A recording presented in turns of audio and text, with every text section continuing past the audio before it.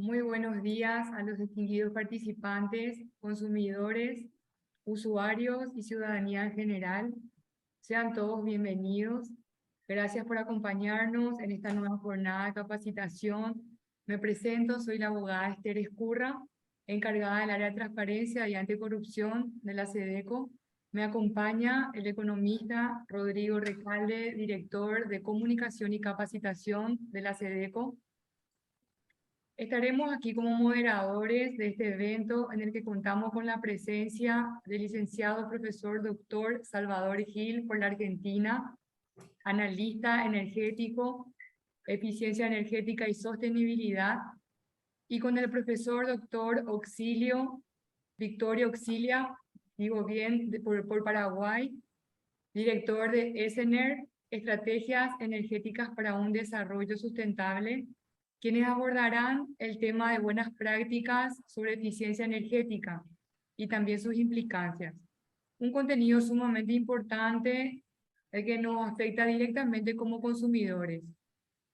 Me parece importante mencionar que este espacio lo hemos organizado en el marco del proyecto de cooperación entre el Mercosur y el Instituto Nacional de Metrología de Alemania, el PTB Mercosur, y tiene como objetivo el desarrollo de nuevos y mejorados servicios de la infraestructura de la calidad que contribuyan a implementar las políticas y estrategias de eficiencia energética. También nos acompaña virtualmente nuestro ministro secretario ejecutivo, el abogado Juan Marcelo Estigarribia López, quien dirá algunas palabras de bienvenida. Ministra.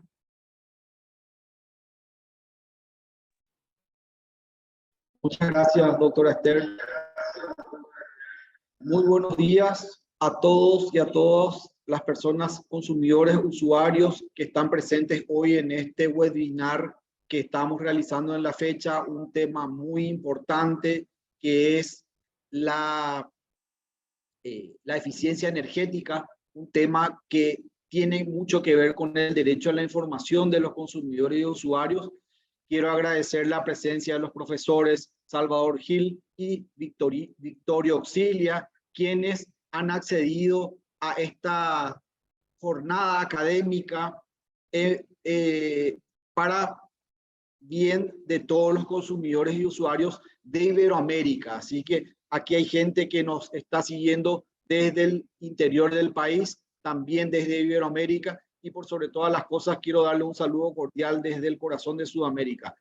Quiero aprovechar también para destacar la labor que viene realizando la SEDECO con relación al cumplimiento y como organismo custodio del ODS número 12 de consumo y producción sostenible, y por sobre todas las cosas es un tema muy transversal con lo que hoy van a exponer nuestros disertantes de la fecha. Así que una vez más agradecer a los profesores Salvador Gil, al profesor Victorio Auxilia, quienes en forma altruista también están dedicando su tiempo a las cuestiones académicas de la Secretaría. Así que bienvenidos a todos y a todas, y esperando que sea una jornada muy beneficiosa para todos. Muchas gracias.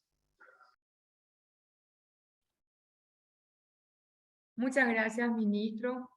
Bueno, mencionar que este es un espacio de interacciones que pretendemos sea de gran utilidad para la construcción, la promoción y el fortalecimiento de consumidores responsables y proveedores comprometidos.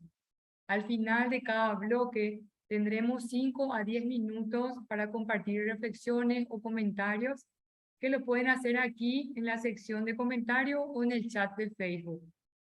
También para aquellas personas que deseen de la certificación digital, les quiero pedir por favor agregar en la sección de comentarios aquí del Facebook sus nombres y apellidos, tal como se registraron en el formulario digital de inscripción, a fin de corroborar la asistencia y procesar nuestros certificados digitales que serán enviados posteriormente.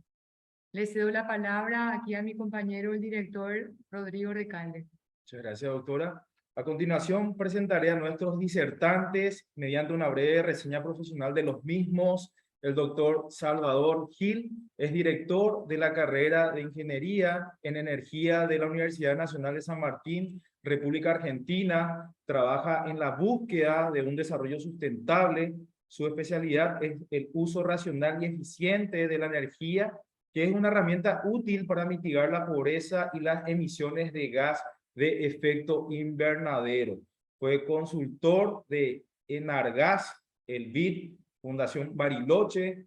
Sus intereses profesionales incluyen la sostenibilidad, los estudios energéticos y el aprendizaje de las ciencias. Ha sido investigador del laboratorio TANDAR de la Comisión Nacional de Energía Atómica, de la Universidad British Columbia, Canadá, y de la Universidad de Washington de los Estados Unidos. También nos honra con su presencia el doctor Victorio Auxilia Dávalos, con vasta experiencia en el sector energético de Paraguay y de América Latina y el Caribe. Doctor PhD en Energía, máster en Historia Social de las Ciencias, licenciado en Física por la Universidad de Sao Paulo, Brasil. Fue elegido por 27 países de América Latina y el Caribe para ocupar el cargo de secretario ejecutivo de la Organización Latinoamericana de Energía, OLADE, del 2011 al 2014. Y se desempeñó en altos cargos ejecutivos en el gobierno paraguayo, tanto en el Viceministerio de Minas y Energía como en el Consejo Nacional de Ciencias y Tecnologías, CONACYT. Actualmente es coordinador general del Núcleo de Investigaciones en Recursos Naturales y Energía, profesor investigador en el Grupo de Investigaciones de Tecnologías Verdes de la Facultad Politécnica de la Universidad Nacional de Asunción. En el ámbito privado es socio fundador y director de la Asociación de Profesionales de Estrategias Energéticas para un Desarrollo Sustentable. Muchas gracias a nuestros disertantes de la fecha. De antemano, agradecerles a cada uno de ustedes, a los que nos están siguiendo en vivo. Damos el espacio y la bienvenida a este primer bloque que tendremos con el doctor Salvador Gil, quien abordará sobre la importancia y necesidad del uso racional y eficiente de la energía. Así que, doctor, muchas gracias por su presencia. El espacio es suyo, adelante. Muchísimas gracias, muchas gracias por la invitación. Es un gusto estar con ustedes. Y si me permiten, yo voy a pasar a mi presentación.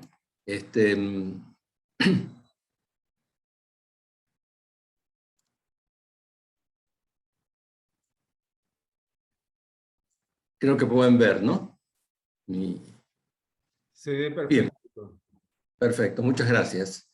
Bueno, la presentación que quería compartir con ustedes tiene que ver con este tema de buenas prácticas en eficiencia energética y en particular poner énfasis en la importancia de la etiqueta de eficiencia energética en el mercado de productos de uso doméstico. Así que un poco el temario de mi charla va a ser presentar algunos argumentos por qué es importante la eficiencia energética, la importancia de las etiquetas de eficiencia energética en particular y algunas conclusiones. Bueno, ¿por qué necesitamos hacer un uso racional y eficiente de la energía en primer lugar? Es claro que necesitamos reducir los gastos en energía. Este problema afecta a todo el mundo, pero en particular a las personas de más bajos recursos. Por lo tanto, bajar el gasto de la energía es una obligación y una necesidad de carácter social, pero también es una necesidad de carácter ambiental, porque bajando los gastos en energía, o más bien bajando los usos de la energía, podemos mitigar las emisiones de gases de efecto invernadero responsables del calentamiento global. Por lo tanto, vemos que la eficiencia no solamente nos permite reducir las emisiones, sino también mitigar la pobreza. Mejorar la seguridad de abastecimiento, este es otro aspecto importante que en estos días tiene particular importancia en todo el mundo, pero aún sin estos conflictos a nivel internacional, bajando nuestros consumos, sobre todo en aquellas horas picos, evitamos interrupciones en el suministro, que es algo que nos favorece a todos. Así que la seguridad energética es otro aspecto muy importante que tiene que ver con la eficiencia energética. Al disminuir nuestros consumos, aumentamos la seguridad energética y las posibilidades de que tengamos, por interrupciones de suministro o algún tipo, problemas grandes en la sociedad y en la economía. Y por supuesto, este mandato, esta amenaza que se cierne sobre todo el mundo, el problema del calentamiento global. Por lo tanto, reducir las emisiones es algo que claramente nos permite mitigar este problema. Si miramos un poco la matriz energética del mundo, y acá puse también la de Argentina por comparación, de hace aproximadamente unos 11 años, o en realidad menos, esto serían 9 años, 2013, me gustaría centrarme sobre todo en la torta acá de la derecha, que muestra de dónde proviene la energía que el mundo estuvo usando. Fíjense ustedes de que entre carbón, petróleo y gas tenemos casi un 79% del abastecimiento energético del mundo. La biomasa es aproximadamente 9%, renovable en aquella época era 1,5%, nuclear 4,5%, hidro 6%. Pero quiero concentrarme en estos dos números. Primero, casi el 80% de la matriz energética del mundo estaba abastecida por combustibles fósiles, y en segundo lugar, las energías renovables nuevas, o sea, solar, eólica, ocupaban 1,5% de la matriz energética en 2013. Si nos vamos unos años más adelante, 7 años después, y miramos de nuevo a la matriz energética del mundo, vemos que esto no ha variado. En realidad, el uso de combustibles fósiles, carbón, gas natural y petróleo, en realidad aumentó. Del 80% pasó prácticamente al 83%. Pero algo notable ocurrió con las energías renovables. Fíjense, en las energías renovables, que eran 1,5% en el año 2013, al 2020 ya son el 6%, o sea que aumentó en un factor 4. Entonces, lo que vemos en la matriz energética del mundo es que hay una persistencia muy grande de los combustibles fósiles. Siguen siendo muy importantes, siguen siendo el combustible fundamental del mundo, pero vemos simultáneamente un aumento muy vertiginoso del uso de energías renovables. Entonces, esto es lo que un poco estamos viendo en estos últimos tiempos, estos dos efectos. Si miramos un poco más en perspectiva, y aquí estaba comparando un poco la matriz energética, por un lado del mundo, acá abajo, para el año 2020, la de Argentina y la de Paraguay, vemos que hay diferencias notables. Como ustedes pueden ver, sobre todo si miramos la matriz energética de Paraguay, vemos que es una matriz energética muy basada en hidroeléctrica y en biomasa, lo cual hace que usen menos combustibles fósiles, pero tenemos también un uso importante del petróleo. Fíjense ustedes, el petróleo es 38%, es más grande todavía que lo que tiene el mundo en general, inclusive Argentina en particular. Y esto se debe al hecho de que el petróleo es el combustible básicamente del transporte en todo el mundo, más algunas otras aplicaciones industriales, fácil de transportar, etc. Pero claramente acá también tenemos una necesidad posiblemente de reducir estos consumos y estas emisiones de gases de efecto invernadero en todo el mundo. Si miramos un poco la evolución que tuvo la matriz energética del mundo en los últimos 160 años, aproximadamente 170 años, vemos que la matriz energética del mundo ha ido cambiando. Fíjense ustedes, en 1850 el carbón acá, mineral me refiero, era solamente un 5% de la matriz energética del mundo, parecido a lo que actualmente es hoy las energías renovables. Y para ver cuándo alcanza su máximo el carbón, tenemos que esperar prácticamente hasta la Primera Guerra Mundial. O sea, de que el carbón era el 5% y llegó a su punto culminante allá por 1910, pasaron 60 años. Luego vemos que justamente en la Primera Guerra Mundial es el despegue del petróleo con el desarrollo del automóvil y los motores de combustión interna, y llega a su punto culminante allá cerca de la década del 1980. O sea, de que desde que arrancó allá por 1910 hasta 1980, prácticamente pasaron 70 años. Y luego tenemos el lento despegue del gas natural que tenemos acá en naranja, y que, como ustedes ven, arrancó en los años 20 y posiblemente en los próximos años alcance su punto culminante. De nuevo han pasado prácticamente 100 años en esta evolución. O sea, lo que Este cuadro nos permite ver de los datos reales es que la matriz energética del mundo efectivamente ocurre, es decir, las transiciones energéticas ocurren, pero toman mucho tiempo, del orden de 50, 60 años. O sea que la industria energética es una industria que evoluciona, pero evoluciona lentamente. Y esto tiene como origen el hecho de que la industria energética es de capital intensivo. Una vez construimos una central como Itaipú, Yacyretá, etcétera, no lo hacemos para 20 años, lo hacemos para 70, quizás 100 años, si es posible. O sea, de que esto hace que realmente la matriz energética del mundo evolucione como evoluciona.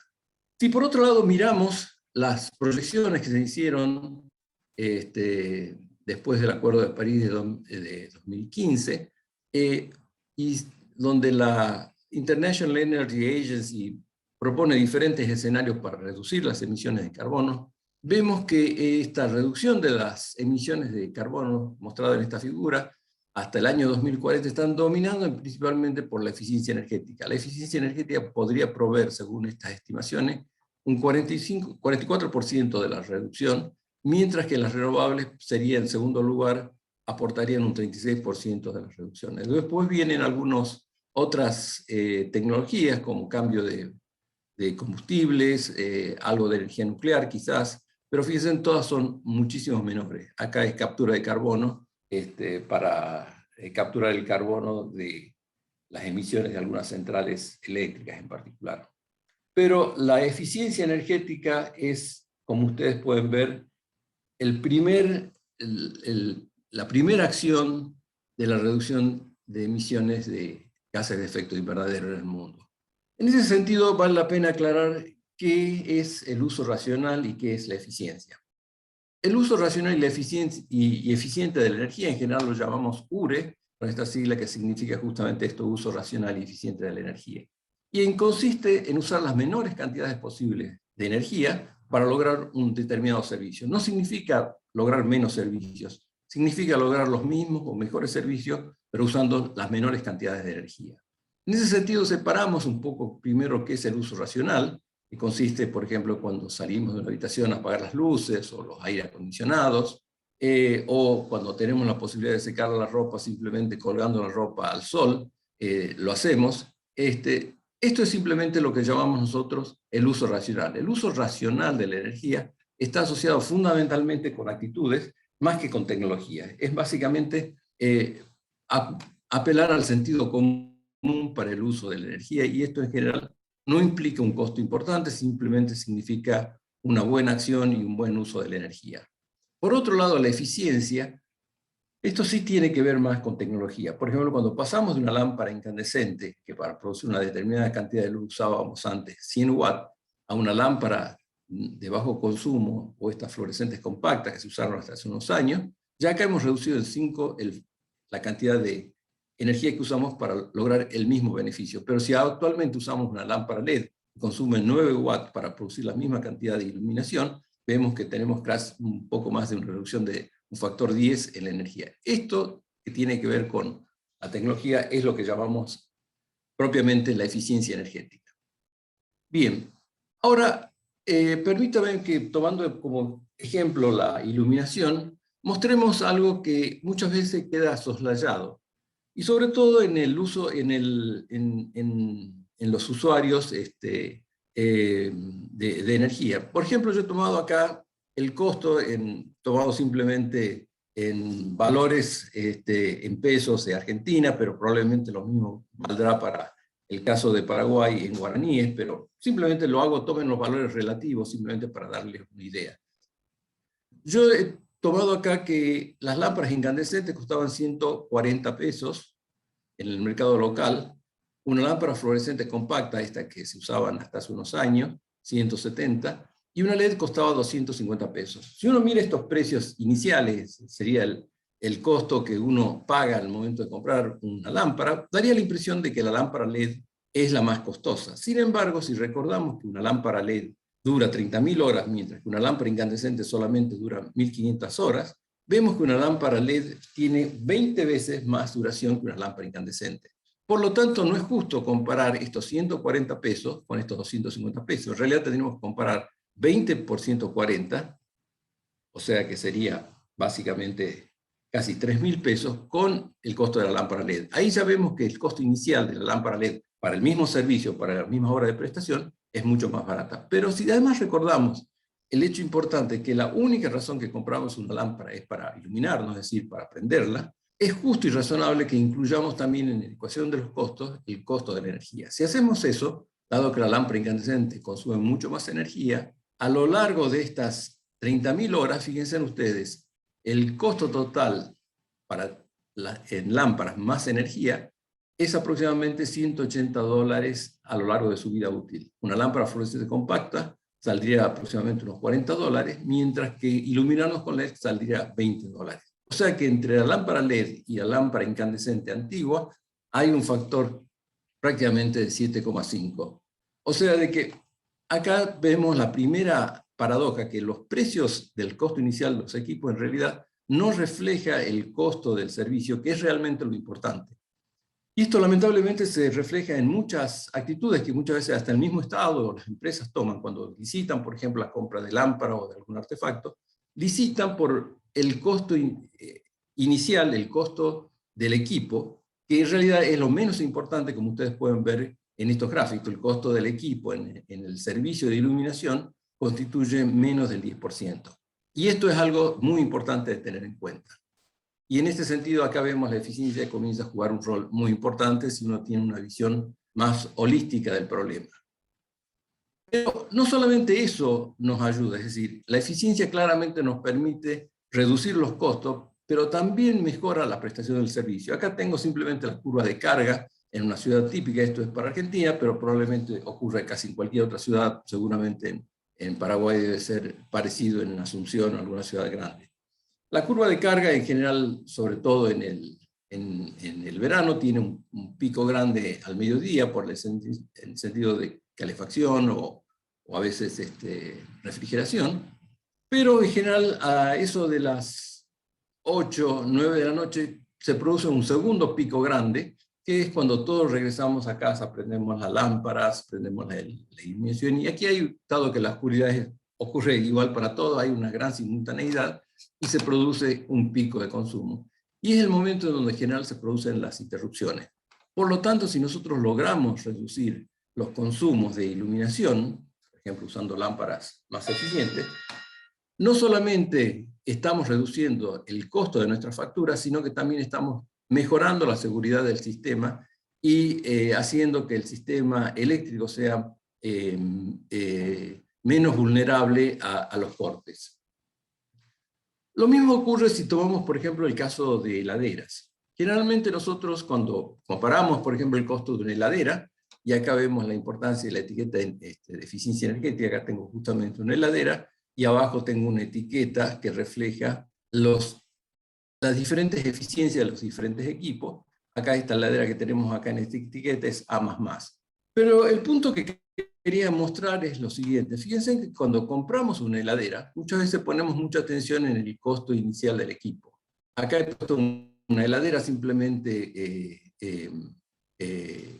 una heladera eficiente, una heladera clase A en etiqueta energética y otra heladera antigua, clase E en eficiencia energética. Fíjense ustedes, a pesar de que la heladera antigua posiblemente tiene un costo inicial menor, tiene un costo de energía muchísimo mayor, de tal manera que cuando uno compara el costo total, resulta que la heladera clase A, o sea aquella que es más eficiente, tiene un costo de servicio mucho menor. Y acá de nuevo vemos la misma situación que veíamos antes con las lámparas. La eficiencia nos permite tener un elemento objetivo para bajar los costos de los servicios energéticos. Incluye tanto el equipo como también el mantenimiento y el uso del equipo, o sea, la energía que usamos para poderlo usar realmente. Acá justamente tenemos hecho un pequeño ejemplo con heladeras que lo hice para Argentina, pero van a ver ustedes que es muy parecido en otros países. Uno pensaría, por ejemplo, que comprando acá he puesto una heladera A, que en dólares más o menos en Argentina cuesta unos $660, mientras que una heladera usada probablemente uno la consiga por menos, casi un tercio, $250 más o menos. Si uno mira estos precios, daría la impresión de que Y después tenemos heladeras con inverter que son un poco más caras. Pero mirando estos costos, uno daría la impresión de que si yo tengo que comprar una heladera, la heladera más barata parecería ser la heladera usada. Sin embargo, a lo largo de su vida útil, que serán unos 15 años, si tenemos que tener en cuenta el costo de mantenimiento del equipo, más el costo de la energía, que está indicado acá por la barra verde, fíjense ustedes que a lo largo de la vida útil, el costo de comprar un equipo usado resulta ser mucho más grande que comprar una heladera con etiqueta A. Y también vemos que nos permite diferenciar si nos conviene o no invertir en una etiqueta más elaborada. En el caso de Argentina, dado que el costo de la energía no es muy alto, acá la opción más económica es comprar un equipo clase A. Si esto mismo lo hacemos, por ejemplo, en Paraguay, tomando valores que pude conseguir de los costos iniciales, que las heladeras ya son más baratas, por lo que entiendo, una heladera A, $400, mientras una usada quizás $200, de nuevo vemos el mismo efecto. Comprar una heladera usada resulta ser en realidad más costoso que inclusive comprar la mejor heladera como una heladera AA con inverter.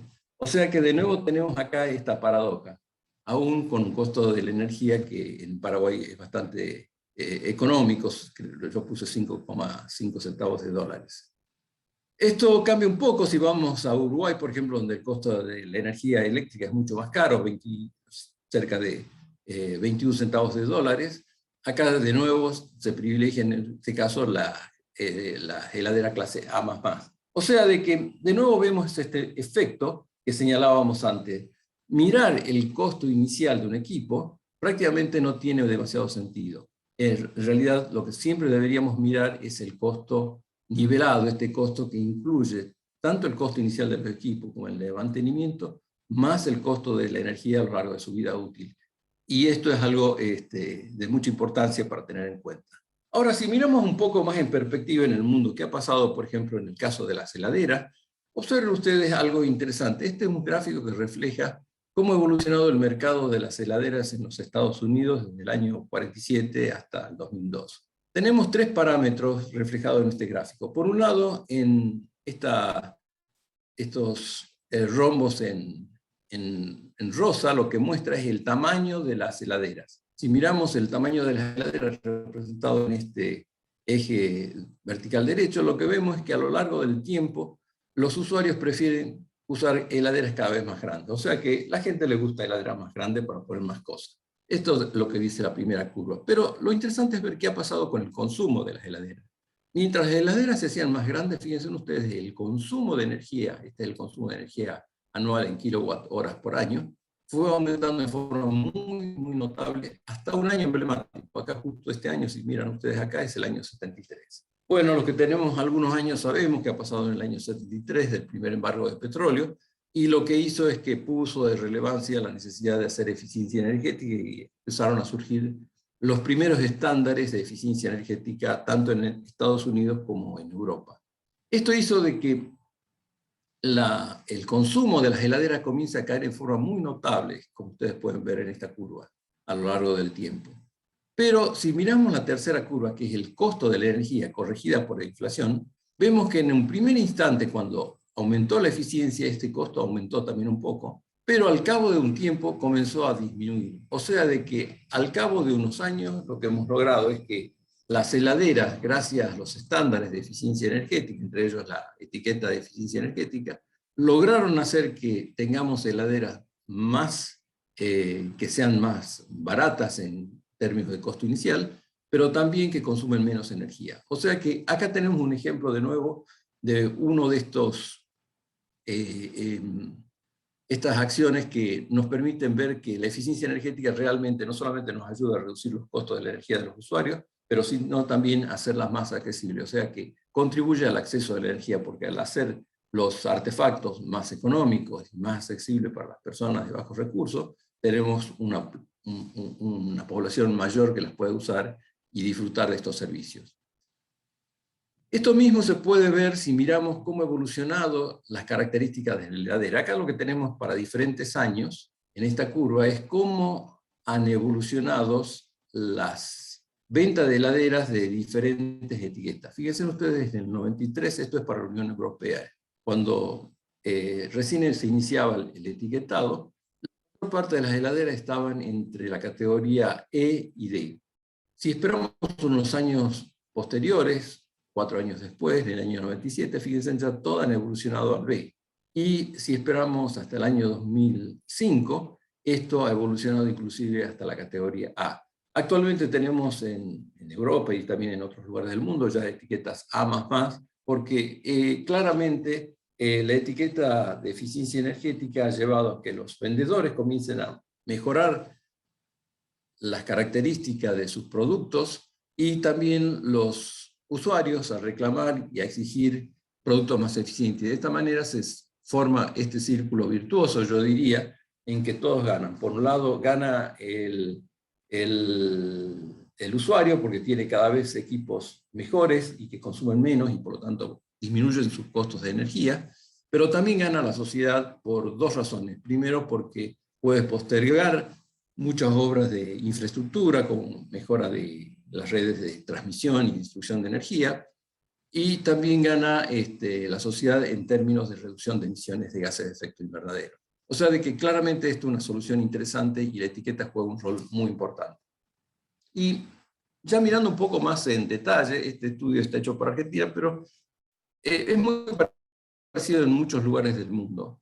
Si miramos los consumos domésticos, cómo se distribuyen, sobre todo los consumos domésticos eléctricos, vemos que hay prácticamente 3 consumos que se llevan el 50% del consumo eléctrico en Argentina. En otros países probablemente un poco puede cambiar. Pero el primer eléctrico en Argentina, y también esto ocurre en España, en Estados Unidos, es justamente la heladera. La heladera es el artefacto que más consume electricidad. No se trata que tenga una potencia muy grande, en realidad no la tiene. Pero lo que pasa con la heladera es que la tenemos encendida los 365 días por año, las 24 horas. Luego viene el aire acondicionado, que también es importante. Bueno, me imagino en Paraguay debe ser también particularmente importante, pero si bien es un consumo mucho mayor, en general lo usamos solamente en el verano. Por lo tanto, la fracción del año que lo usamos es menor. Y luego viene la iluminación. Y en cada uno de estos se pueden hacer importantes reducciones justamente a través del uso racional y eficiente de la energía. Y menciono estos consumos clave porque muchas veces para hacer eficiencia no es necesario mirar todos los detalles que pasan, sino que, porque estos son consumos pequeños en general en un hogar, sino mirar estos grandes consumos, porque estos son justamente donde está la parte del león, donde podemos hacer diferencia tocando 2 o 3 elementos. En ese sentido, por ejemplo, yendo al caso de las heladeras, que en el caso de Argentina es un artefacto de mucha importancia, les quería mostrar un gráfico que muestra cómo evolucionó el consumo de las heladeras. En este caso, 2 curvas tenemos. En celeste tenemos la evolución de las heladeras nuevas en Estados Unidos, cómo ha venido evolucionando a lo largo de los años. Vemos esta disminución del consumo.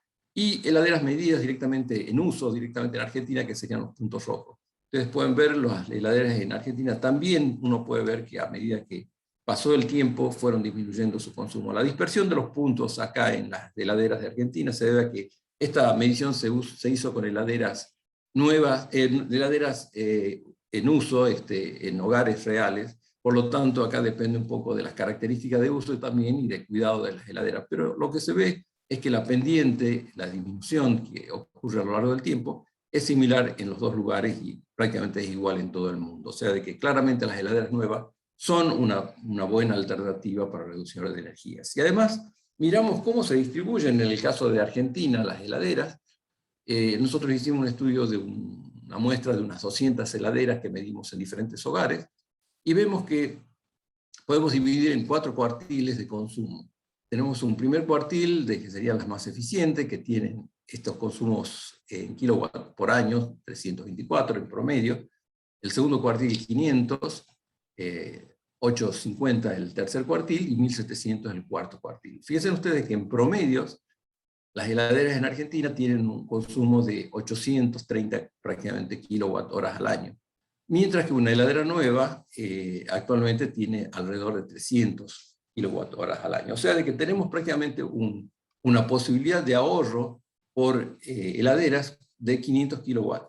Esto en el caso de Argentina es un valor realmente muy, muy notable, o sea, de que Acá vemos las oportunidades que nos da también esta alternativa del recambio de equipos, porque existe una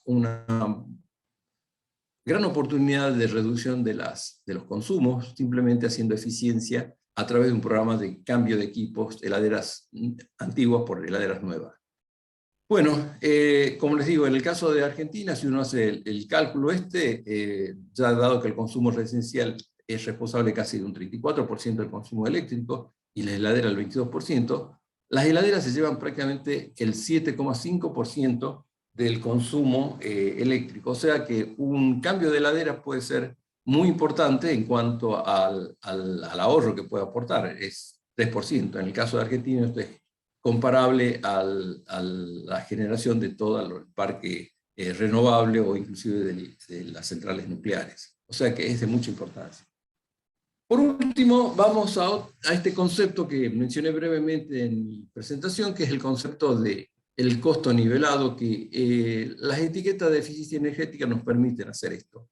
En general, como les decía, uno cuando compara costos de equipos, compara el costo inicial de los equipos, pero vimos que el costo inicial de los equipos no es un buen indicador del costo del mismo. Uno, para comparar mejor el costo de un servicio, lo que tendríamos que tomar es el costo de todos los costos asociados al servicio energético. O sea, por ejemplo, en el caso de una heladera, su costo inicial, el costo de mantenimiento y finalmente el costo de la energía. Dado que el costo de mantenimiento y de energía se hace a tiempos posteriores, es necesario hacer una pequeña corrección de tipo financiera para traerlo a valores presentes, esto es algo usual, y luego dividimos por el número de años que dura el equipo. De esta manera podemos definir un costo que tiene en cuenta el costo inicial, el costo de operación y mantenimiento y el costo de la energía. Y todos reducidos a una misma unidad, por ejemplo, por año o por 15 años, lo que ustedes quieran. De esta manera, el costo nivelado de los servicios energéticos nos da un parámetro que nos permite comparar de forma directa los diferentes costos asociados a un equipo. Y esto sería muy útil que los usuarios pudieran usar, como también el Estado y las empresas pudieran usarlo en las licitaciones de compra. Porque de nada sirve comprar una heladera que tiene un costo inicial más bajo, como veíamos en algunos ejemplos antes, si el costo de mantenimiento después va a ser mucho más alto. Y esto también implicaría mejora en reducción de los costos y también llevar reducción del costo de la factura a las familias. En definitiva, el uso racional y eficiente de la energía es una herramienta útil que nos permite reducir los gastos de energía de la familia y de la industria. Contribuye a mejorar la competitividad de la industria y vemos que es útil para mitigar no solamente las emisiones de carbono, sino también la pobreza. En definitiva, los dejo con esta reflexión de que la energía más barata y la que menos contamina es aquella que nunca se usa. Muchas gracias.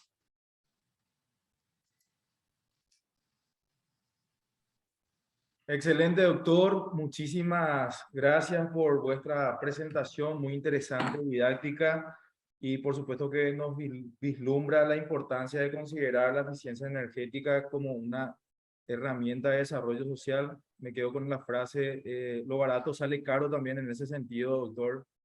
Vamos a ir viendo los mensajes que tenemos aquí en el Facebook. Veo Elsa Aguilera, Derlis Emanuel, Mónica Porcio, muchas gracias por la conexión. Griselda Liz, Lourdes Luján, Miriam, Camila Redes, Víctor Monjes. Una consulta, doctor. Si se tiene alguna investigación de qué porcentaje representan los electrodomésticos en el gasto energético en el hogar, consultan. Sí, bueno, ahí mostraba en estos estudios claramente hay que hacerlo en cada país en particular porque hay diferentes características climáticas y también de costumbres de uso. En el caso de Argentina hay muestro un poco de nuevo este gráfico para un poco ilustrar lo que estoy tratando de mostrar. En el caso de Argentina, hay un uso muy importante de gas natural en Argentina. Esto hace, y acá voy a poner esta transparencia donde muestro los gastos de una familia en Argentina. Esto es el consumo doméstico en Argentina, que como ustedes ven, el principal consumo de energía en los hogares es la calefacción. En segundo lugar, es el calentamiento de agua sanitaria, o sea, lo que usamos para bañarnos, lavar los platos, etc. Y tenemos también un consumo muy grande en el caso de Argentina, ya que se usan muchos equipos de gas para hacer esta operación, que es un piloto, es una llamita que está encendida a las 24 horas, que fíjense ustedes, 14%. Y luego la cocción. O sea que, dado que en Argentina usamos mucho gas, y estos tres consumos principales, calefacción, agua caliente que incluye al piloto, más la cocción, se hacen por lo general con gas, en los hogares de Argentina estos consumos no van al caso eléctrico. Y luego cuando vamos al caso eléctrico, el primer consumo, que serían los consumos que aparecen acá, el primero es la heladera, el aire acondicionado, etc. Yo creo que en el caso de Paraguay, y esto no lo conozco mejor, posiblemente a lo mejor Victorio lo pueda aclarar, ustedes no usan tanto gas, por supuesto, posiblemente lo hagan en la cocción. Entonces, acá esta relación seguramente está cambiada, pero ya que usan mucho electricidad, yo pensaría que el consumo tanto de cocción, por un lado, como el de calentamiento de agua sanitaria debe ser muy importante, al igual que el de aire acondicionado, y finalmente la heladera debe jugar un rol importante en la iluminación. O sea, de que, así sin conocer mucho, yo diría que en Paraguay, me parecería a mí, la calefacción no debe ser un consumo tan grande.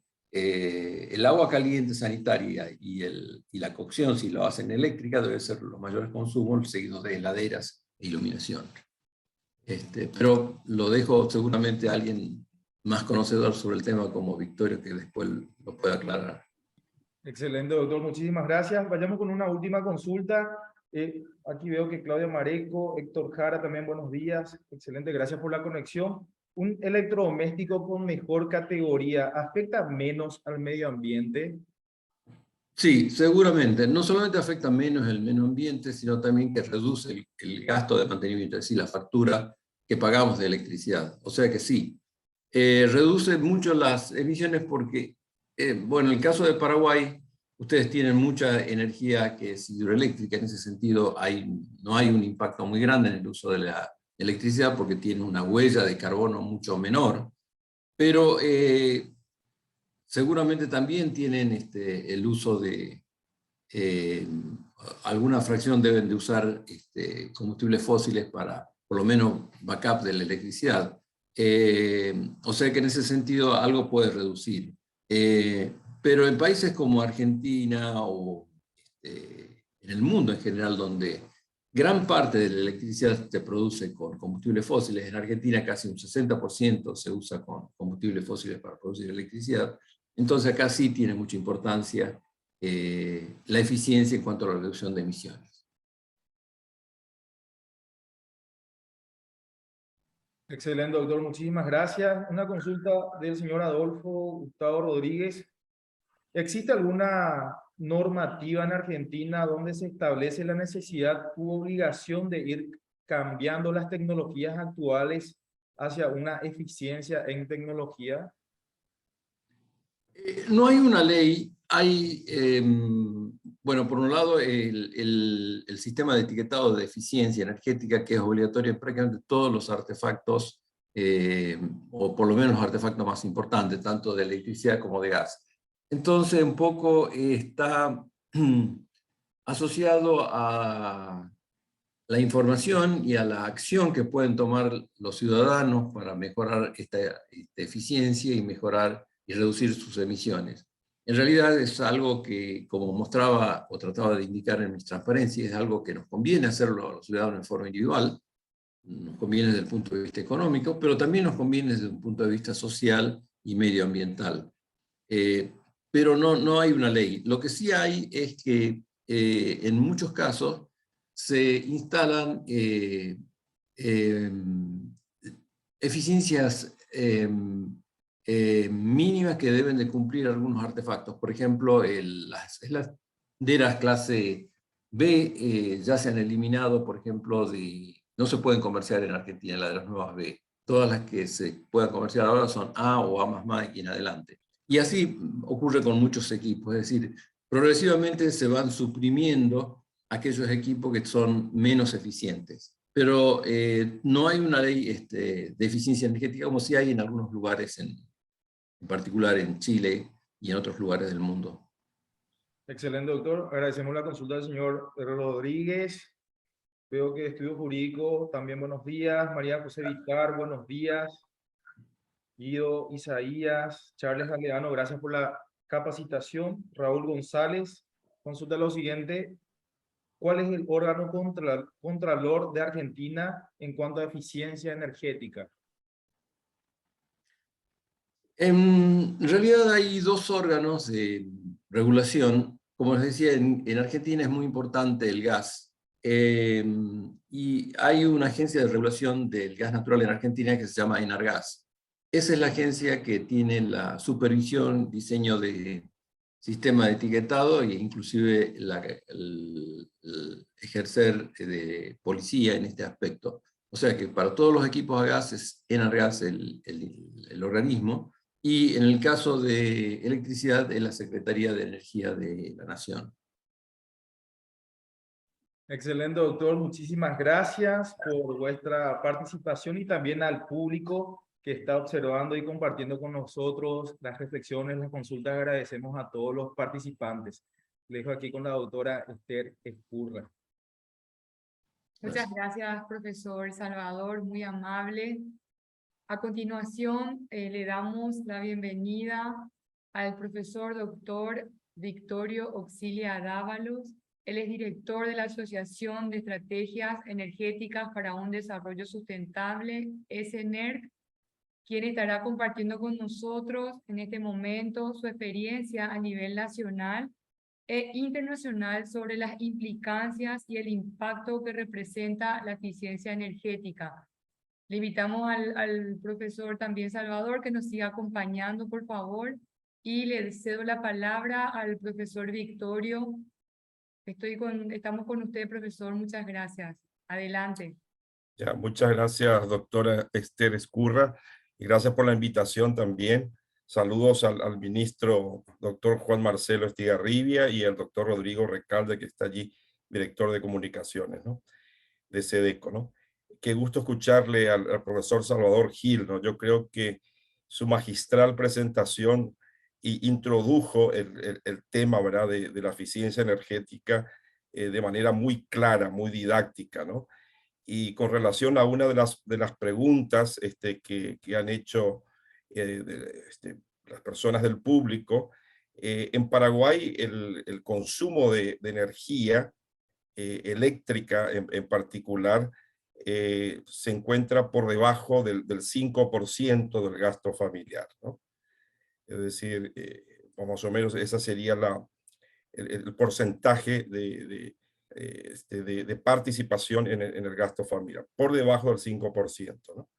Y en lo que se refiere al consumo de energía en las residencias, es algo parecido a lo que presentó el profesor Salvador Gil, no obstante algunas diferencias, porque nosotros no utilizamos gas natural, ¿no?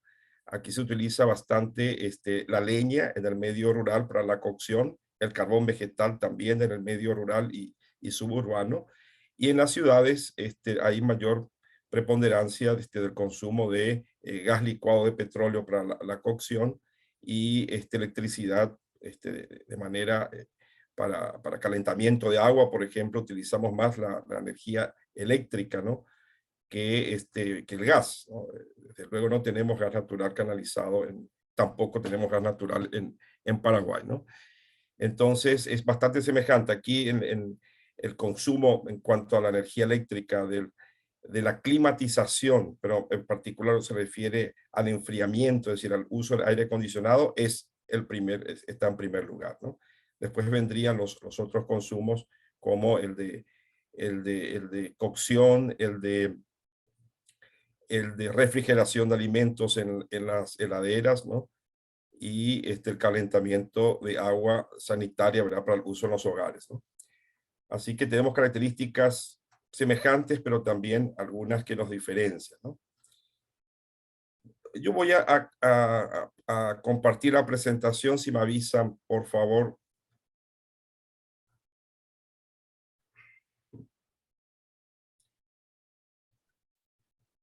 ¿Pueden verla? Excelente, profesor, excelente. Ya. Bueno, muchas gracias. Bien, yo voy a presentar aquí más bien los resultados de un estudio que hemos hecho, que fue encomendado por la cooperación alemana, por el Instituto de Metrología Alemán, el PTB, ya mencionado por la doctora Escurra, ¿no? Un trabajo que se ha hecho en el marco de la cooperación que tiene este instituto alemán con el Mercosur y en particular con el subgrupo de trabajo número 3, ¿no?, del Mercosur, en el que participa SEDECO y NTN, así como otras instituciones aquí del país, ¿no? Y el estudio que hemos hecho se ha orientado a identificar cuáles son los hábitos generales del uso de las etiquetas de eficiencia energética en un área del país con mayor concentración de población, que sería Asunción, capital, y las ciudades que se encuentran alrededor de la capital, en el departamento central. Ahí hemos concentrado el estudio que hemos hecho, que tuvo los objetivos que están allí explícitos en la diapositiva: conocer los hábitos de los consumidores con relación a esas etiquetas de eficiencia energética, cuál es la percepción que tienen, qué conocimiento tienen de esas etiquetas y el entendimiento, si más bien la comprensión sobre esas etiquetas y el uso, es decir, qué uso le dan a las etiquetas de eficiencia energética, ¿no? Y un segundo objetivo que era también ver de qué manera se podría profundizar el conocimiento de las etiquetas de eficiencia energética en ciertos grupos más vulnerables de la sociedad del país, ¿no? Entonces, pero nos vamos a concentrar más bien en este primer objetivo.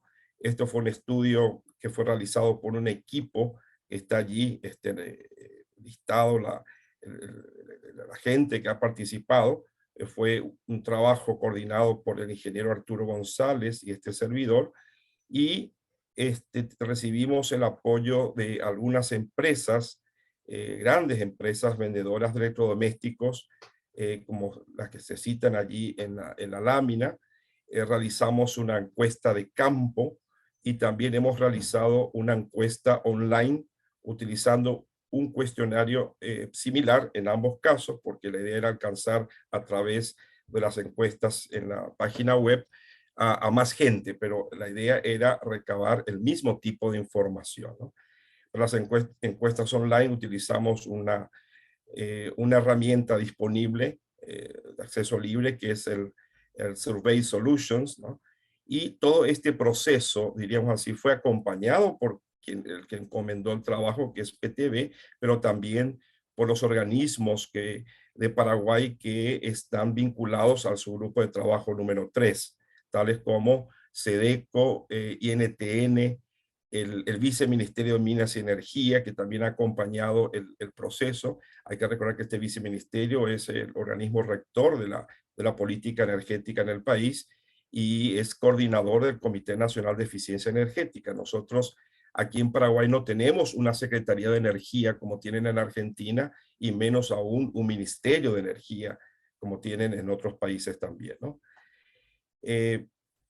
Voy a obviar algunas partes de la presentación, puesto que el profesor Gil ya ha explicado muy bien lo que es eficiencia energética, y las etiquetas de eficiencia energética son prácticamente unas herramientas, ¿no?, de política en eficiencia energética que nos permiten identificar en algunos equipos, en este caso equipos electrodomésticos, pero hoy día hay etiquetas para otros equipos de uso final de energía. Hay etiquetas para vehículos eléctricos, hay etiquetas inclusive para las casas, en el sentido de que cuáles casas consumen, diríamos así, menos energía por el tipo de diseño y de construcción que se ha hecho, ¿no? Pero en este caso particular nos vamos a enfocar en las etiquetas de eficiencia energética que se utilizan en los electrodomésticos y que tienen un diseño similar al que se expone en la diapositiva, aquellas que siguen el modelo europeo, ¿no? Esta es una es una etiqueta de eficiencia energética de la Unión Europea. Ustedes pueden ver que es bastante avanzada, inclusive tiene un código QR a través del cual se puede acceder a la información hoy día, ¿no? Acá en Paraguay no tenemos este tipo de etiquetas y en América Latina se están introduciendo de manera gradual, pero en Estados Unidos y en Europa sí la tienen, ¿no? Existen diferentes diseños, ¿no? Aquí vemos, por ejemplo, aquellas de fondo amarillo, son las que utilizan en Estados Unidos y en México. Ustedes ven allí que se da mayor importancia a los números, a un gráfico que expresa mayor ahorro o menor ahorro, o en el caso de los Estados Unidos, expresa de manera bastante clara el ahorro en dólares que tienen con un equipo a través del uso durante un determinado tiempo, ¿no? Mientras que la etiqueta brasileña que aparece al lado derecho está inspirada en la etiqueta de la Unión Europea, ¿no? Donde se da bastante importancia a los colores, ¿no? Entonces un color verde pues, estaría más asociado con mejores niveles de eficiencia energética y un nivel más hacia colores cálidos, ¿no? Como el rojo, naranja, a niveles de menor eficiencia energética, ¿no? Prácticamente en el Mercosur se ha instalado el modelo europeo, ¿no? El modelo europeo de etiquetado. Entonces ustedes van a ver que es el que más se utiliza. Aquí en Colombia usan un mix, ¿no? El fondo es amarillo como el de Estados Unidos y México. La información se presenta de manera bastante semejante a estas etiquetas, no obstante, el mensaje gráfico de los colores se utiliza prácticamente diríamos así, la configuración o diseño de las etiquetas europeas, ¿no? Hay etiquetas también en árabe, ¿no? Como pueden ver, se utilizan etiquetas hoy día en más de 190 países del mundo, ¿no? Lo interesante notar es que las etiquetas de eficiencia energética como una herramienta de política de eficiencia energética tiene un efecto en la reducción del consumo de energía eléctrica, ¿no? Eso ha sido una de las primeras preguntas y principales preguntas que se han hecho para ver si realmente las etiquetas sirven para lo cual han sido creadas, es decir, para orientar el consumo hacia electrodomésticos más eficientes y por lo tanto golpear en menor medida el bolsillo de las familias, como bien lo ha demostrado el profesor Gil con sus comparaciones en los gráficos que ha presentado, ¿no? Y un estudio realizado recientemente, hace unos 2 años, encomendado por la Agencia Internacional de Energía, ha demostrado que en estos países donde se ha realizado el estudio, el impacto del uso de las etiquetas de eficiencia energética ha sido un impacto importante, ¿no? Los consumos de energía eléctrica han disminuido por efecto directo del uso de las etiquetas, ¿no? Fíjense, en Estados Unidos y en Europa prácticamente cerca del 15%, en los demás países entre 5 a 8%, es decir, tenemos entonces un impacto bastante interesante en cuanto al uso de las etiquetas, es decir, sirven para aquello que han sido creados, ¿no? Y ustedes ven que el impacto es un poco diferente para cada tipo de equipo, ¿no? Para las heladeras, por ejemplo, que son estas refrigeración residencial que dice, han tenido como un impacto máximo, una reducción del 8%, ¿no? ¿Sí? Y el promedio está ahí un poco bajo, del 2 al 3%, pero esto se ve también acá se ha hecho el estudio en varios países donde las características son bastante diferentes, ¿no? Entonces, tanto en la refrigeración de alimentos como en la climatización, que serían los aire acondicionados, ¿no? Es notable ese impacto, especialmente para los niveles máximos, ¿no? Entonces, el mensaje que creo que es importante que quede es que las etiquetas de eficiencia energética sirven, ¿no? Para orientar el consumo y de hecho es una herramienta entonces útil en los programas de eficiencia energética. Como he dicho, en el Mercosur, en todos los países ya están implementadas las etiquetas en diferente grado y con diferente profundidad, pero en todas ya existen las etiquetas de eficiencia energética. En nuestro país tenemos normas que establecen la configuración o el diseño general de las etiquetas y tenemos etiquetas de eficiencia energética que son obligatorias en solamente 2 casos, ¿no? En el caso de las lámparas incandescentes y en el caso de las lámparas fluorescentes compactas, circulares y tubulares, ¿no? Estas son reglamentaciones técnicas, no son solamente normas, sino son normas que se han convertido en reglamentaciones técnicas, es decir, en normas de aplicación no voluntaria, sino obligatoria, ¿no? Es decir, cuando vamos a una góndola, supermercado o a cualquier tienda y vemos la venta de este tipo de lámparas, entonces tenemos que encontrar en las cajas, ¿no? En los embalajes, tenemos que encontrar esta información sobre el consumo de energía mediante etiquetas, ¿no? Las etiquetas entonces siguen estas normas y estas reglamentaciones en el caso para estos productos que he mencionado, las lámparas, y debe constar en la configuración de las etiquetas los sellos de la conformidad del Organismo Nacional Certificador. Debe constar también el sello del Comité Nacional de Eficiencia Energética, que es el comité coordinado por el Viceministerio de Minas y Energía, pero en realidad es un colegiado que tiene presencia de la academia, que tiene presencia de diversos ministerios, que tiene presencia del CONACYT, ¿no? Y viene trabajando en los últimos años, tiene un programa nacional de eficiencia energética que está promulgado por decreto, no hay una ley, así como en Argentina no hay ley, acá tampoco tenemos una ley de eficiencia energética, tenemos un decreto que establece este programa general y que se basa más en la concienciación y capacitación e introducción de los temas de eficiencia energética en la educación formal, ¿no? En lo que se refiere al estudio, nos hicimos las preguntas si las personas identifican, conocen y comprenden el mensaje que pasan las etiquetas de eficiencia energética. Y nos preguntamos también si las personas utilizan estas etiquetas en el momento de realizar el acto de compra, ¿no? Y si los vendedores que están presentes en el acto de compra, cuando la compra es obviamente presencial, si ellos también utilizan este tipo de información para orientar al consumidor en el momento de la compra, ¿no? Es por eso que nuestra ingeniería de diseño del estudio en Asunción y Departamento Central incluyó a los consumidores, incluyó a los vendedores y a los entes reguladores en el sentido de validar el proceso, acompañar el trabajo que hemos realizado y principalmente ayudarnos a validar los cuestionarios que hemos implementado en el estudio, ¿no? El estudio lo realizamos entre octubre del año 2021 y marzo de este año.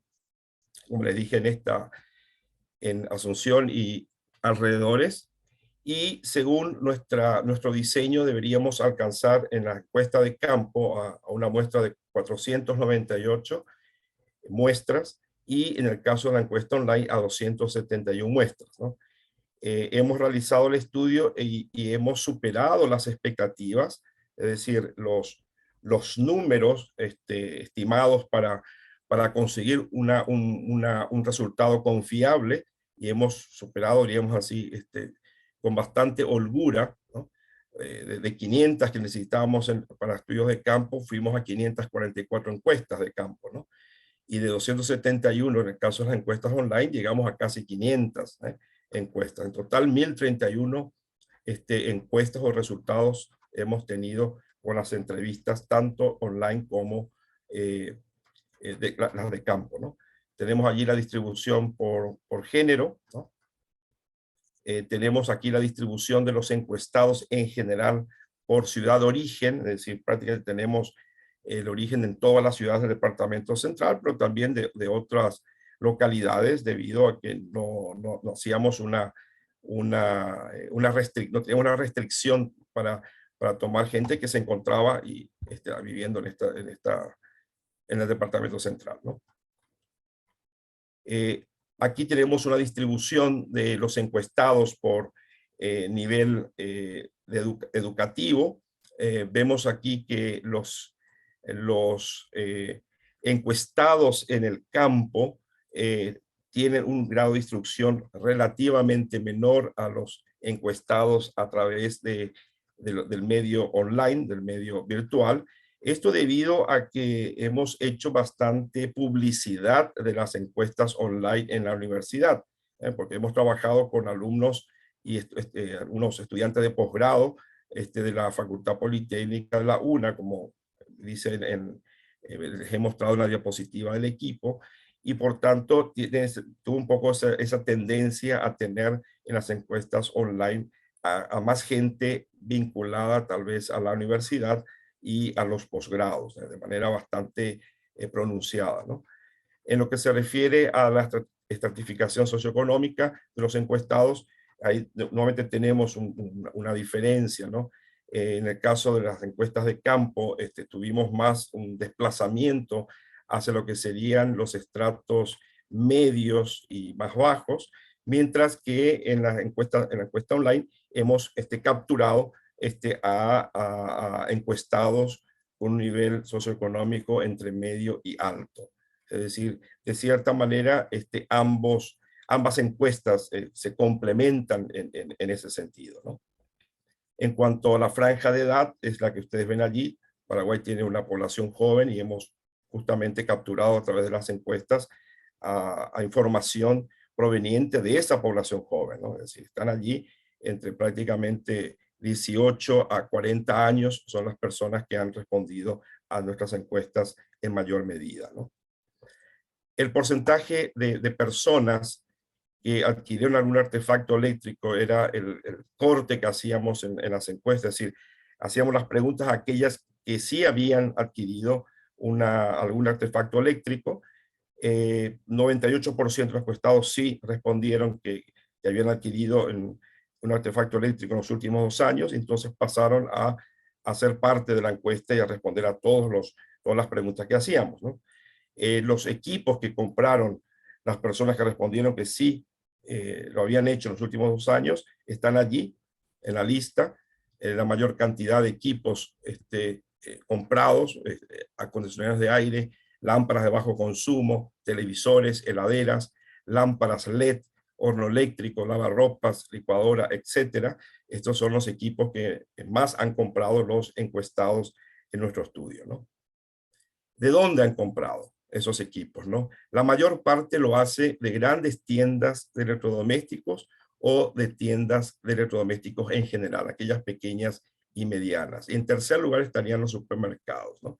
Claro está que en la encuesta de campo hay que recordar que recibimos el apoyo de grandes tiendas de electrodomésticos que nos abrieron la puerta y nos dieron el apoyo para que hiciéramos las encuestas en el hall, en el vestíbulo de estas tiendas, ¿no? Por eso es que también puede haber una tendencia a responder que los equipos fueron adquiridos en esas grandes tiendas, ¿no? No obstante, la tendencia es esa, la adquisición de equipos en tiendas, en grandes tiendas o tiendas medianas y supermercados, y en menor grado sería entonces a través de la página web, ¿no? Es decir, de procedimientos online, ¿no?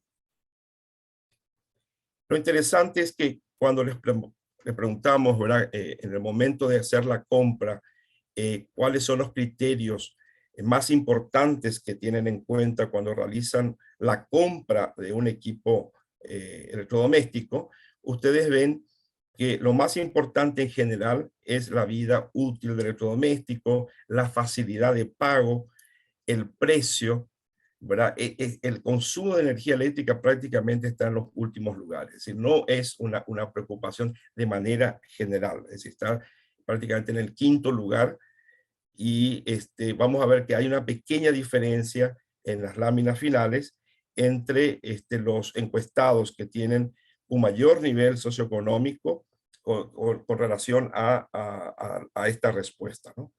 Pero lo importante es ver que el consumo de energía eléctrica en general no es una preocupación cuando van a hacer la compra de un electrodoméstico, ¿no? Es otro tipo de criterio que se lleva en cuenta, ¿no?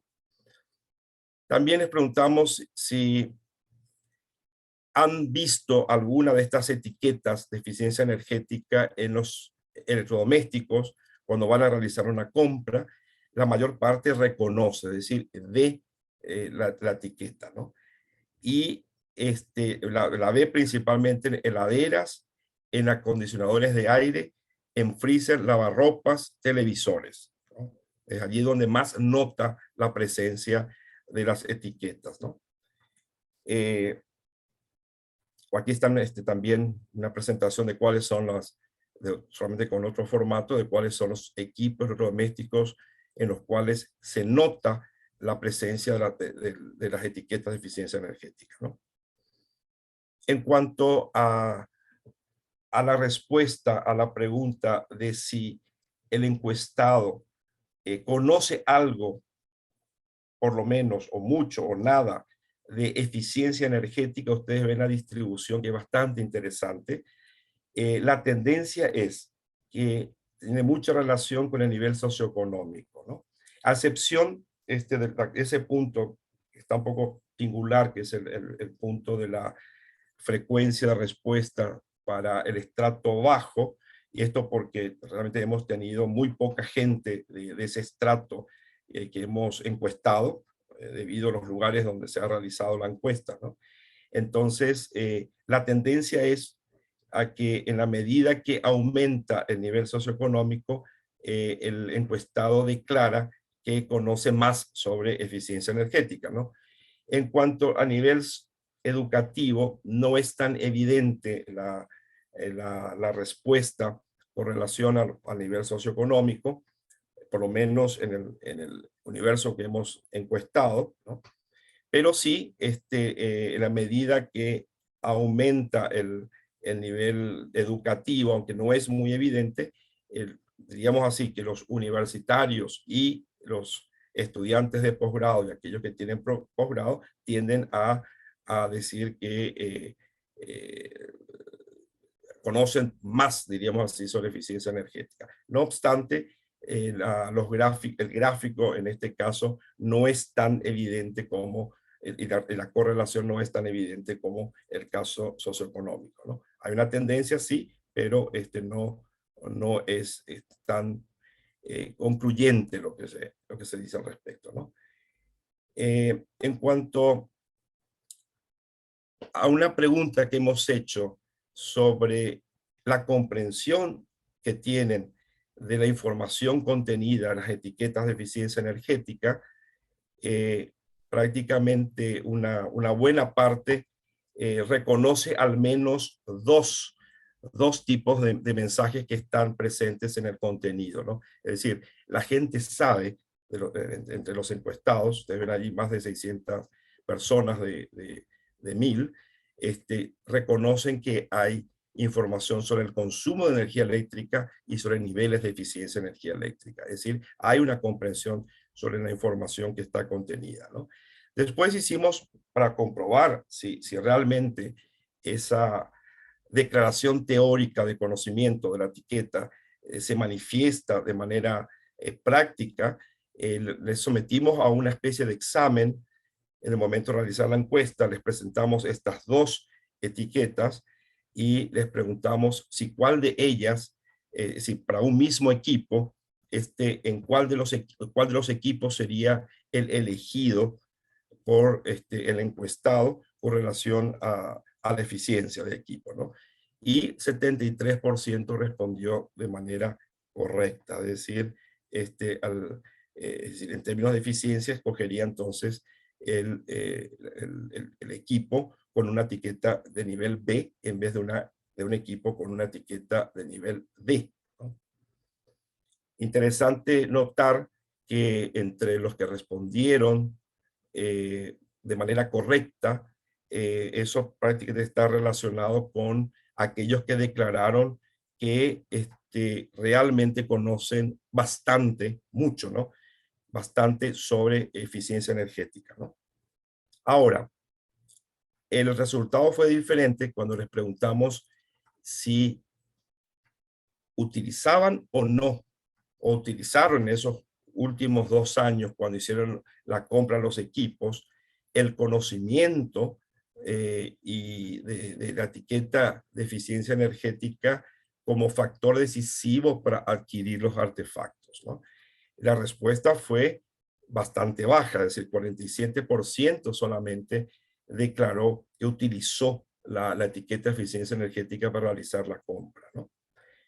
Y de este tipo para esta pregunta, si hacemos una relación de frecuencia en cuanto a la respuesta y con relación a la declaración sobre el conocimiento de eficiencia energética, ustedes ven también que la gente que declaró que conocía bastante de eficiencia energética es la que más usa, ¿no? Entonces, da como mensaje este resultado que en la medida que la gente conoce bastante, eh, conoce la etiqueta de eficiencia energética, la utiliza más. Es decir, el conocimiento está relacionado con el uso de la etiqueta en el momento que va a realizar la compra, ¿no? Y finalmente, recuperamos esta información con relación a los criterios que utiliza el comprador paraguayo en el sector que hemos hecho, en el área que hemos hecho el estudio, para realizar una compra de un artefacto. Vemos que en general, como les dije, la vida útil, la facilidad de pago y el precio y la marca son importantes, pero hay alguna diferencia en cuanto a la respuesta con relación al nivel socioeconómico, ¿no? Los encuestados de nivel socioeconómico bajo tienden a responder en primer lugar la facilidad de pago, en segundo lugar el precio, en tercer lugar la vida útil y en cuarto lugar el consumo de electricidad, ¿no?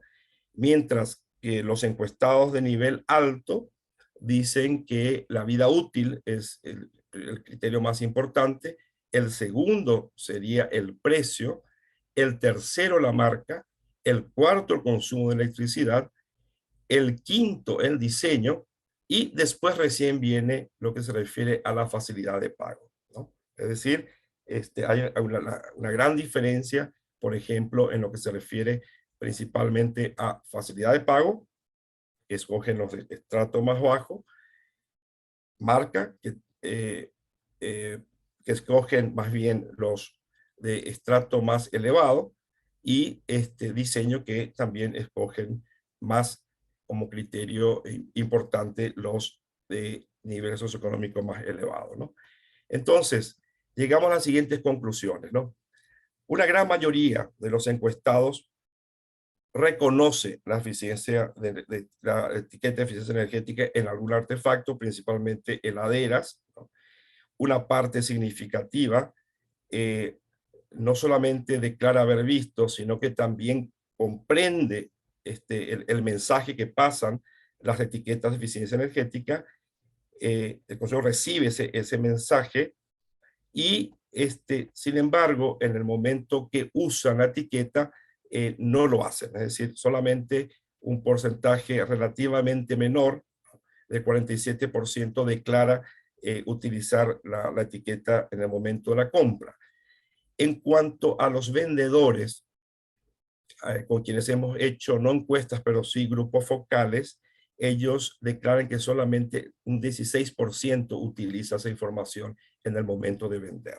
Es decir, en el acto de compra, el vendedor prácticamente no incide, no orienta al consumidor en lo que se refiere al uso de la etiqueta de eficiencia energética, ¿no?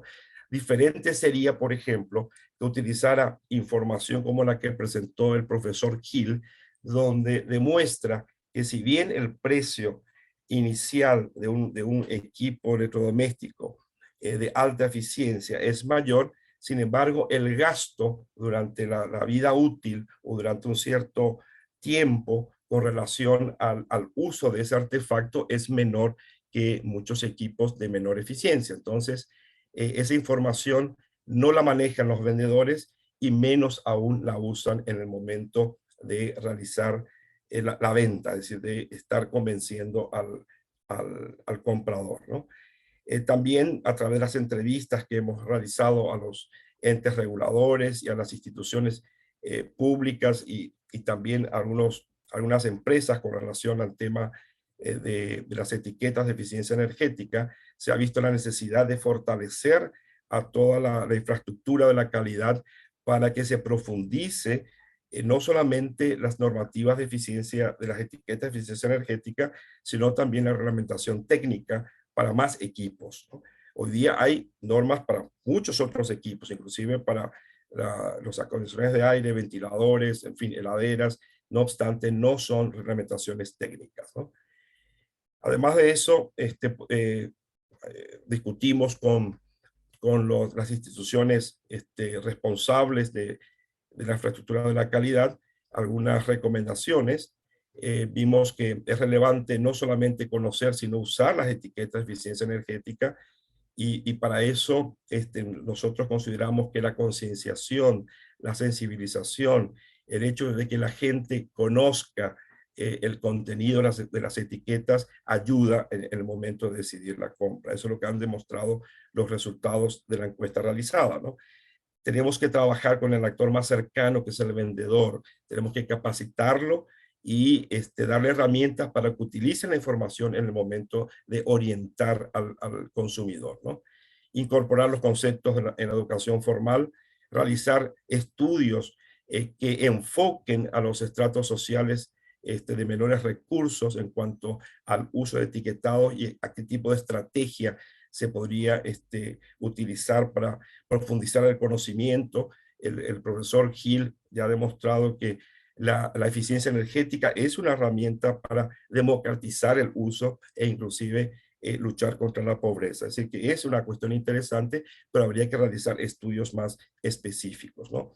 Y considerar que en el Comité Nacional de Eficiencia Energética tenemos a las instituciones más representativas y que deberían estar involucradas en los programas de eficiencia energética y en particular en los programas de etiquetado de eficiencia energética, ¿no?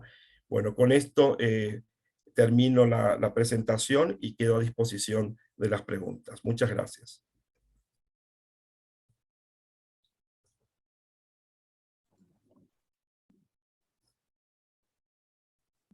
Muchas gracias, profesor. Muchas gracias, muy interesante e importante realmente los datos que fueron presentados por usted. Sirven muchísimo para tener en cuenta a la hora de elaborar políticas públicas. Aquí aprovecho la oportunidad para agradecer la participación a través de nuestro Facebook de Nilda Morínigo, de Susana Raquel Cristaldo, José Fernández. Tiene una pregunta aquí, José Fernández, le voy a trasladar, profesor. Dice, solo el ONC, que es el Organismo Nacional de Certificación aquí en Paraguay, da la conformidad o declara la conformidad con esas lámparas. No, existen también empresas privadas que están acreditadas, ¿verdad?, que pueden hacer la certificación, ¿no? Bueno, también muchas gracias a Ingrid Kuhner, a Santiago Alborno, que también nos hace una pregunta, le traslado. Dice, ¿qué seguridad o control existe en Paraguay que en cuanto a electrodomésticos el mismo cumpla con lo que dice la etiqueta de eficiencia? Porque puede tener una etiqueta de clase A y en realidad tener otra clasificación como en las lámparas o luminarias comúnmente. Ya, bueno, en primer lugar hay que recordar que el organismo certificador hace después un control de los productos que están certificados. En este caso, las lámparas incandescentes, fluorescentes compactas, tubulares y circulares, ¿no? Solamente esos, porque estos son los productos cuyas etiquetas son obligatorias, ¿no? Y se hace entonces un control. Además, el Ministerio de Industria y Comercio hace una vigilancia de mercado, a ver si se cumple la reglamentación técnica. Es decir, hay un control, pero solamente para el producto que he mencionado de este tipo de lámparas, ¿no? Ahora, el mercado se ha movido de manera un poco diferente, ¿no? Es decir, se introdujeron gran cantidad las lámparas LED, y las lámparas LED no tienen esta certificación obligatoria, ¿no? Es decir, cuando uno va a la góndola de un supermercado, por ejemplo, va a ver la etiqueta obligatoria en las lámparas de bajo consumo, las fluorescentes compactas, por ejemplo, pero no va a haber en las lámparas LED, por lo menos no van a ser las etiquetas obligatorias, ¿no? Es decir, puede provenir tal vez del fabricante una etiqueta, pero esa etiqueta no es la certificada nacionalmente, ¿no? Ahora, en lo que se refiere a los demás electrodomésticos, no hay un control, ¿no? Es decir, lo que tenemos es un espectro de etiquetas de eficiencia energética, por ejemplo, en las heladeras, ¿no? Que proviene del lugar de origen, o muchas veces son colocadas por el distribuidor, ¿no? Es decir, no hay un seguimiento de esas etiquetas, ¿no? Es decir, allí la información que pasa, las etiquetas en heladeras, en televisores, es una información que no está chequeada nacionalmente, ¿no? Tampoco los acondicionadores de aire, ¿no? Gracias, profesor. Le agradecemos también al señor Santiago Alborno por la pregunta. Y una última consulta, profesor. ¿Qué opina usted sobre la utilización de paneles solares? Pero la autorización, La utilización de paneles solares.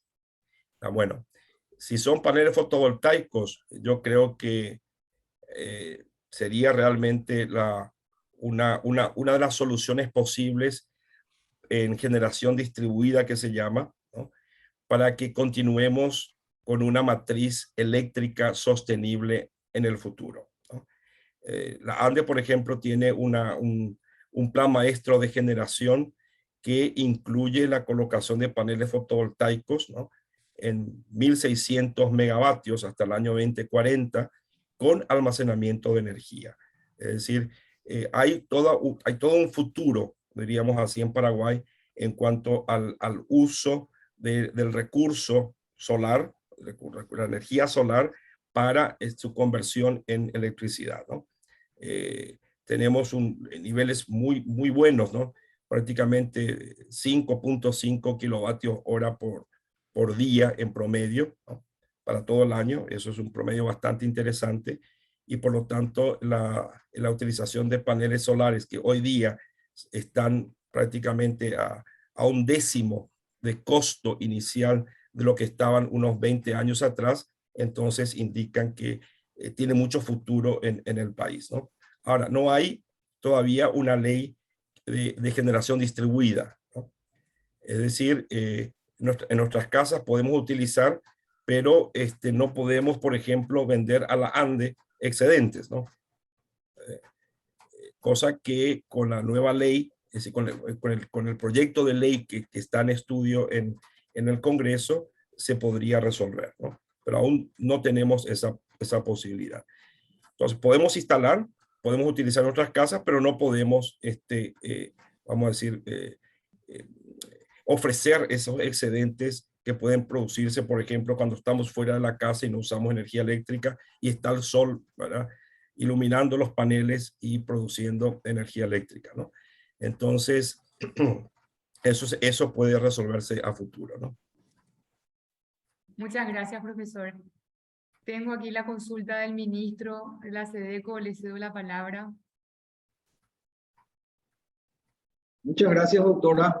En realidad esta consulta quisiera hacerla también aprovechando que todavía nos acompaña el profesor Salvador Gil y el profesor Auxilia, a ambos, justamente con relación a unos slides que han presentado en la fecha y por sobre todas las cosas teniendo en cuenta el deber de información para los consumidores con relación a esas etiquetas de eficiencia energéticas que están adheridas a los electrodomésticos, ya sea de la línea de blanco o de los televisores. Muchas tienen los marcadores del formato de Brasil, Comunidad Europea, las que se venden o comercializan aquí en Paraguay. Pero por sobre todas las cosas, ¿cómo podría el consumidor detectar si eso en realidad es una eficiencia energética que es de origen o que solamente un sticker que está adherido al electrodoméstico? Si de repente conocen si la autoridad de aplicación, ya sea de origen, tiene algún módulo de consulta para poder validar eso y que el consumidor pueda vivir esa experiencia de tener esa información certera. Muchas gracias.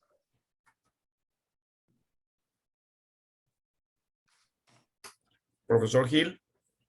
Bueno, yo puedo hablar un poco del caso de Argentina. Es una excelente pregunta. En primer lugar, me parece que es muy oportuna, porque en algún momento, inclusive, acá en Argentina existe tanto la Secretaría de Energía como, en el caso del gas, el Enargas son los organismos de aplicación y de fiscalización. Ahora, en el caso, y también la Secretaría de Comercio de Argentina. Sin embargo, y acá hay laboratorios que hacen los ensayos y certifican que ellos los cumplen. Sin embargo, es necesario, y hemos encontrado a través de Enargas, que aún en estos casos existían algunos casos de fraude que pudimos detectar. Porque nosotros lo que hacíamos en Enargas es ir a un comercio, retirar un equipo, por ejemplo, una heladera, un televisor, o en este caso se trataban de equipos a gas, calefones, termotanques, y lo llevábamos a un laboratorio nacional que acá se llama INTI, en Argentina, que hacía en forma independiente el ensayo y verificaba si efectivamente la etiqueta que está pegada ahí cumplía la normativa que sí decía. Es decir, que teníamos un doble chequeo. Esto ha sido de mucha utilidad y yo creo que yo lo recomendaría fuertemente que existiese alguna instancia en que alguna oficina del Estado realice esta tarea de, llamemos, de policía, es decir, de hacer este chequeo. Para eso, por lo menos en Argentina, hay organismos que inclusive se pueden contratar en forma directa para realizar esta tarea. En particular, me consta que, por ejemplo, INTI es un excelente organismo para hacer este tipo de chequeo y que, bueno, uno podría verificar que efectivamente la cumplan. Y esto manda una señal muy importante al mercado, porque si los importadores, comerciantes e importadores de equipo, inclusive fabricantes, si los hubiese, ven que hay de parte del Estado una actitud proactiva de fiscalizar el correcto etiquetado de los equipos, ellos mismos se van a poder tener que empezar a cuidar y es una señal de muchísima importancia. O sea, de que creo que es un elemento que, sin ese elemento, yo creo que todo este sistema no funciona, porque tiene que haber confianza de parte de la población en que lo que ellos están viendo en la etiqueta es efectivamente lo que dice la etiqueta. Ya. Bueno, complementando lo que nos comentó aquí el profesor Gil, en Paraguay la situación es, yo diría, un poco más grave, ¿no? Porque nosotros no tenemos laboratorios de ensayo para muchos de los equipos, ¿no? Es decir, para acondicionadores de aire, por ejemplo, no tenemos un laboratorio de ensayo. Es decir, no podemos chequear siquiera si una etiqueta en un equipo de aire acondicionado dice lo correcto o no, ¿no? En principio, ¿no? Entonces, ¿por qué? Porque son laboratorios caros, ¿no? Entre $500,000 a $1.000.000 sale un laboratorio de estos, ¿no? De ensayo, ¿no? Ahora, yo creo que el consumidor puede orientarse un poco mejor de la siguiente manera, ¿no? Tiene que buscar el sello del organismo certificador.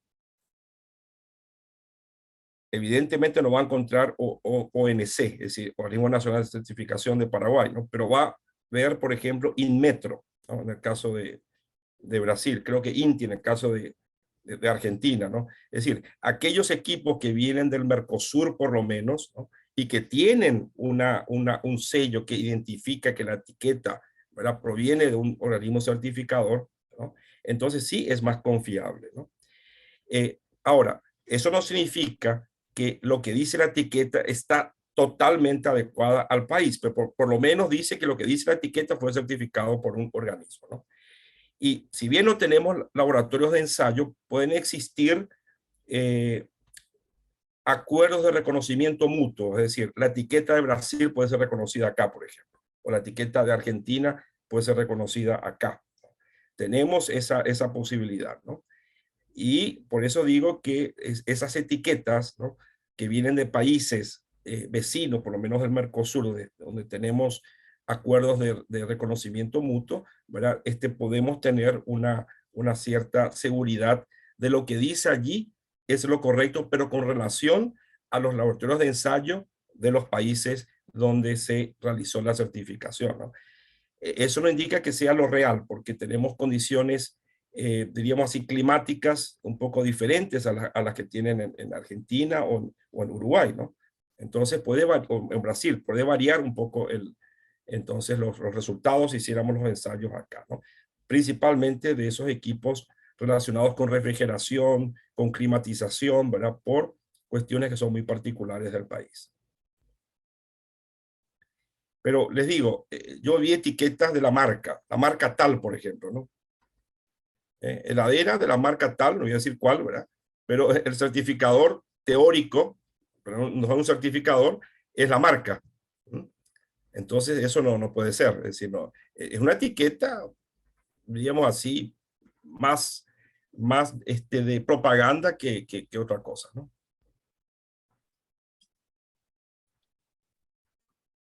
Estimado doctor, muchísimas gracias por vuestra predisposición en participar en este evento. También al público que está presente en vivo y posteriormente en forma asincrónica, agradecemos su participación. Y bueno, estamos llegando al final de este webinar. Concluyendo, es una jornada muy fructífera la de hoy.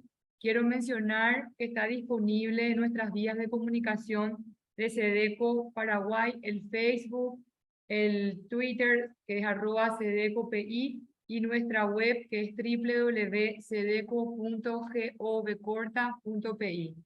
Asimismo, nuevamente agradecer a nuestros oradores. Estimado ministro, el espacio está habilitado para un mensaje final. Muchas gracias. Quiero agradecer especialmente a nuestros oradores de la fecha, al profesor Salvador Gil, al profesor Victorio Auxilia, por las exponencias magistrales y por sobre todas las cosas, por contribuir a que los consumidores también tengan un mayor compromiso al momento de elegir un bien que sea amigable con el medio ambiente, que sea amigable con la propia producción y por sobre todas las cosas que este tipo de eventos contribuya a que los consumidores de Paraguay y de Iberoamérica enriquezcan sus conocimientos. Así que por sobre todas las cosas, gracias a todos los presentes, a todas las personas que estuvieron aquí en estas 2 horas muy interesantes, muy satisfactorias para los objetivos también y la misión de la propia SEDECO. Así que muchas gracias nuevamente a los profesores, a todos los presentes, y los esperamos siempre en todas nuestras jornadas de promoción y educación de la Secretaría de Defensa del Consumidor. Que tengan todos un excelente resto de jornada. Muchas gracias. Hasta pronto. Muchas gracias. Gracias, doctor, profesor. Muchas gracias a ustedes. Un placer estar. Fuerte abrazo, gracias. Felicitaciones por la iniciativa. Hasta luego. Hasta luego. Gracias. Gracias.